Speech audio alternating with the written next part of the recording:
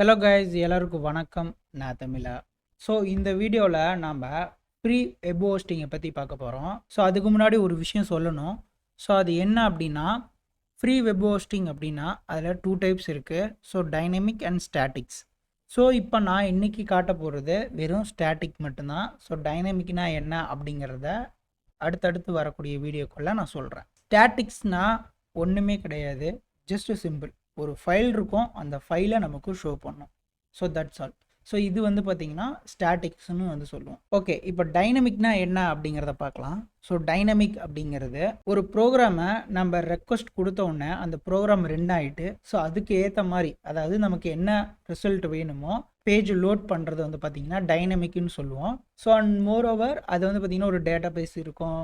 So அது வந்து பார்த்திங்கன்னா அதில் போய் சேவ் ஆகும். So some datas has been saved in our database. So இந்த மாதிரியான ஃபங்க்ஷன்ஸ்லாம் நடக்கிறது வந்து பார்த்திங்கன்னா டைனமிக்னு வந்து சொல்லுவாங்க. ஸோ ஒரு நார்மலாக ஒரு ஸ்மால் பிஸ்னஸ் பண்ணுறவங்களுக்கு ஸோ டைனமிக்ஸ் தேவைப்படாது. ஸோ அவங்க வந்து ஸ்டாட்டிக்ஸ் தான் யூஸ் பண்ணுவாங்க. ஸ்டாட்டிக்ஸுக்கு வந்து நம்ம ஹோஸ்டிங் வாங்கணுமா அப்படின்னு கேட்டிங்கன்னா கண்டிப்பாக தேவையில்லை. நிறைய ஃப்ரீ ஸ்டாட்டிக் வெப் ஹோஸ்டிங் வந்து பார்த்திங்கன்னா ஃப்ரீயாகவே தராங்க. ஸோ நாம் இன்றைக்கி ஃபஸ்ட்டு நான் ரொம்ப ப்ரிஃபர் பண்ணுறது அண்ட் ரெக்கமெண்ட் பண்ண போகிறது கிட்டப் பேஜஸ். ஸோ இந்த ஃபியூச்சர் வந்து நிறைய பேருக்கு இருக்கிறது தெரியாது. ஸோ மேபி கிட்டப் யூஸ் பண்ணுறவங்களுக்கு கண்டிப்பாக தெரிஞ்சிருக்கும். ஸோ பட் ஆனால் அந்த வெப் ஹோஸ்டிங்கை பற்றி தெரியாதவங்களுக்கு கண்டிப்பாக இதை பற்றி தெரிஞ்சிருக்க வாய்ப்பு கம்மி தான்.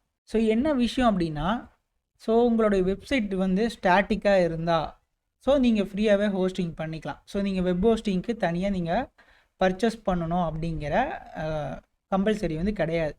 ஜஸ்ட் நீங்கள் கிட்டப்பில் மட்டும் நீங்கள் யூஸ் பண்ணிவிட்டு உங்கள் கிட்டப் பேஜை வந்து உங்கள் டொமைனோட பாயிண்ட் அவுட் பண்ணிட்டா வேலை முடிஞ்சுது. ஸோ இதுதான் வந்து பார்த்திங்கன்னா ப்ரொசீஜர். ஸோ ஓகே, ஸோ இது வந்து பார்த்திங்கன்னா என்னுடைய வெப்சைட்டோட ஸ்டாட்டிக் வெப் பேஜ். அதாவது நான் டைனமிக்காக மாற்றுறதுக்கு முன்னாடி ஸ்டாட்டிக்ஸ் வந்து யூஸ் பண்ணிகிட்டு இருந்தேன். ஸோ அந்த ஸ்டாட்டிக்ஸோட கிட்டப் ஃபைல்ஸ் தான் இது. ஸோ இது வந்து என்ன பண்ணோம் அப்படின்னா, ஸோ இதோட யூசேஜ் வந்து என்னென்னா, இப்போ நான் வந்து கிட்டப்பில் ஒரு ரெப்பாசிட்ரி வந்து க்ரியேட் பண்ணியாச்சு. ஸோ அந்த ரெப்பாசிட்ரி வந்து பார்த்திங்கன்னா நான் வந்து பேஜஸ், அதாவது கிட்டப் பேஜஸ்க்கு வந்து நான் லிங்க் பண்ண போகிறேன். ஸோ அது வந்து எப்படின்னா, ஃபஸ்ட் நம்ம கிட்டப் பேஜஸ் வந்து எனபிள் பண்ணணும். அதுக்கப்புறமேட்டு தான் நம்ம டொமைனோட பாயிண்ட் அவுட் பண்ண முடியும். ஓகே, இன்றைக்கி செட்டிங்ஸ் போயிட்டு, அதாவது உங்கள் ரெப்பாசிட்ரி ஓப்பன் பண்ணிக்கோங்க. ஸோ ஜென்ரலாக நான் சொல்கிறதான், உங்கள் ரெப்பாசிட்ரி ஓப்பன் பண்ணிக்கோங்க. ஸோ ஓப்பன் பண்ணதுக்கப்புறம் ஸோ செட்டிங்ஸ்னு ஆப்ஷன்ஸ் இருக்கும். ஸோ அதை கிளிக் பண்ணிக்கோங்க. ஸோ இதில் வந்து பார்த்திங்கன்னா பேஜஸ் அப்படின்னு சொல்லி ஒரு செக்ஷன் இருக்கும். ஸோ அதை கிளிக் பண்ணிக்கோங்க.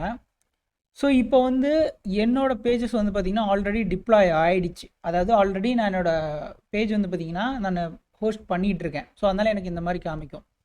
ஸோ ஃபஸ்ட் டைம் வரவங்களுக்கு இது மாதிரி காமிக்காது. ஸோ இந்த மாதிரி பாப்பப் வராது. ஸோ என்ன பண்ணோம் அப்படின்னா, ஸோ இங்கே இருக்கும் பாருங்கள், இந்த மாதிரி ரூட்டு டாக் அப்படின்னு இருக்கும். ஸோ நீங்கள் ரூட் சூஸ் பண்ணிவிட்டு சேவ் கொடுத்துட்டிங்கன்னா ஸோ என்ன நடக்கும் அப்படின்னா, இங்கே ஆக்ஷன் வரணும். ஆக்ஷன் வந்து பார்த்திங்கன்னா இங்கே ஒரு சில ஃபங்க்ஷனாலிட்டிஸ்லாம் நடந்துகிட்ருக்கும். சரிங்களா? ஸோ இங்கே வந்து ஒன்று நடந்துகிட்ருக்கும், இங்கே டைம் ஓடிட்டுருக்கும். ஸோ இது ஓடி இந்த மாதிரி க்ரீன் கலர் டிக் வந்துடுச்சு அப்படின்னா, ஸோ உங்களுக்கு பார்த்திங்கன்னா கிட்டப்போட வெப் பேஜஸ் வந்து பார்த்திங்கன்னா ஆக்சஸ் கிடச்சிரும். ஸோ அதாவது இந்த மாதிரி உங்களுக்கு இந்த மாதிரி யூஆர்எல் கிடச்சிரும். பார்த்திங்கன்னா நீங்கள் வீடியோவில் பார்த்திங்கன்னா தெரியும், இந்த மாதிரி யூஆர்எல் கிடச்சிரும். ஸோ நான் இதை வந்து கிளிக் பண்ணுறேன். கிளிக் பண்ணோன்னே என்னோடய வெப்சைட் வந்து பார்த்திங்கன்னா இங்கே லோட் ஆகிடுச்சு. ஸோ இப்போது இது வரைக்கும் ஓகே. இந்த யூஆர்எல் பார்த்தீங்கன்னா தெரியும், chestamila.github.io இருக்கா. ஸோ இது வந்து என்னென்னா, இது வந்து என்னுடைய அக்கௌண்ட்டோடைய கிட்டப் பேஜ் டொமைன். ஓகே, ஸோ இது வந்து பார்த்திங்கன்னா இது வந்து என்னோட ரெப்பாசிட்ரி வந்து ரெப்ரசன்ட் பண்ணுது. ஸோ இது வந்து நீங்கள் வந்து எப்படின்னா, இதை வந்து உங்கள் டொமைனுக்கு வந்து பாயிண்ட் அவுட் பண்ணணும். ஸோ அது எப்படி பாயிண்ட் அவுட் பண்ணுறது அப்படின்னா, இங்கே இருக்குது பாருங்கள், கஸ்டம் டொமைன் அப்படின்னு சொல்லியிருக்கோம். ஸோ உங்கள் டொமைனில் இப்போ நான் என்னோடய டொமைன் வந்து பார்த்திங்கன்னா pinktamila.com. ஸோ அதுதான் நான் இப்போ யூஸ் பண்ணிகிட்ருக்கேன். ஸோ அதை வந்து நான் இங்கே pinktamila.com அப்படின்னு கொடுத்துட்டு சேவ் கொடுத்துட்டா போதுமா அப்படின்னா கண்டிப்பாக கிடையாது. ஸோ இங்கே வந்து பார்த்திங்கன்னா கான்ஃபிகரிங் கஸ்டம் டொமைன்ஸ் அப்படிங்கிற இந்த ஆப்ஷனை கிளிக் பண்ணிங்கன்னா ஸோ உங்களுக்கு ஒரு பேஜ் வந்து ரீடைரக்ட் ஆகும். சரிங்களா? ஸோ இங்கே வந்துட்டு get start R quick start அந்த மாதிரி கொடுத்துட்டு ஓகே, ஸோ கிட்டப் பேஜஸ் அந்த மாதிரி கொடுத்துடணும். ஸோ இந்த பேஜில் வந்து பார்த்திங்கன்னா உங்கள் டிஎன்எஸை பற்றி நிறைய விஷயங்களை வந்து இங்கே இருக்கும். Like 1 second. ஸோ இதுதான். ஸோ இது வந்து பார்த்தீங்கன்னா இதுதான் உங்கள் ஐபி அட்ரஸ். அதாவது ஐபி அட்ரஸ் வந்து எல்லாத்துக்கும் காமன் தான். ஸோ அது வந்து நீங்கள் கொடுக்குற ரெக்வஸ்ட்டை பொறுத்து அது ஆட்டோமேட்டிக்காக உங்கள் ரெப்பாசிட்டரி வந்து பாயிண்ட் அவுட் பண்ணணும்.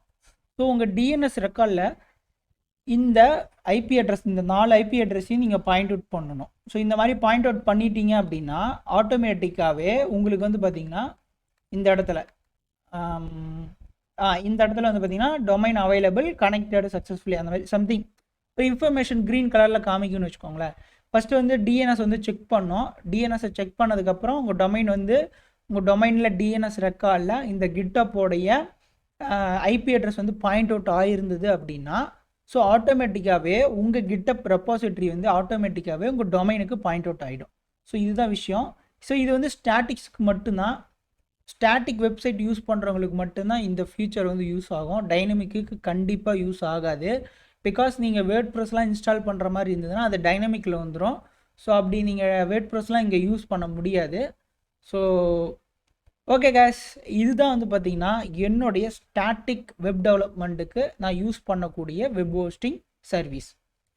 ஓகே கேஸ், இந்த வீடியோ உங்களுக்கு பிடிச்சிருந்தா மறக்காமல் லைக் பண்ணிக்கோங்க அண்ட் சப்ஸ்கிரைப் பண்ணிக்கோங்க. தேங்க்யூ ஃபார் வாட்சிங் this video. Bye bye. I am Tamizha.